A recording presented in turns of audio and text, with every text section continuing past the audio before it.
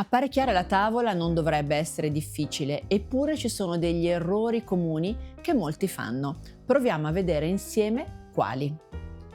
Si incomincia apparecchiando il placé. Il placé è delimitato dal piatto, un solo piatto, lo steso se c'è un piatto unico, due piatti se c'è anche un primo. L'errore più comune è apparecchiare più posate rispetto a quelle che servono per consumare il pasto che i padroni di casa intendono servire. Quindi, primo e secondo ci serviranno un coltello, una forchetta, una seconda forchetta oppure un cucchiaio.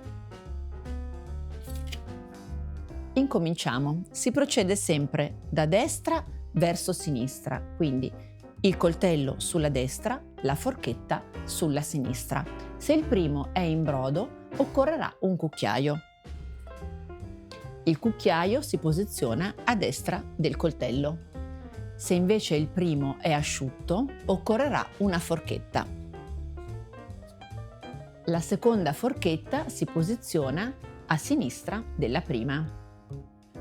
Il bicchiere è posizionato sulla destra del placé e se volete apparecchiare anche le posate da dessert dovete utilizzare quelle da frutta.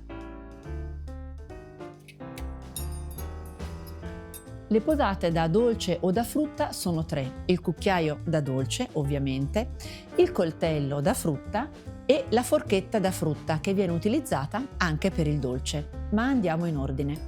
Se c'è una sola posata, per esempio un crème caramel, al cucchiaio, il cucchiaio andrà con il manico a destra. Se invece ho soltanto la forchetta, poniamo per una crostata, anche la forchetta andrà con il manico a destra. E se ho il cucchiaio da dolce e la forchetta da frutta, per esempio una pera cotta con della panna montata, allora dovrò apparecchiarli tutti e due, ma sarà il cucchiaio ad andare con il manico a destra e la forchetta con il manico a sinistra. Qual è il trucco per capire dove va il manico della posata? Pensate a come lo utilizzerete. Ovviamente la mise en place viene fatta per chi usa la mano destra, per i mancini si dovrebbe fare al contrario.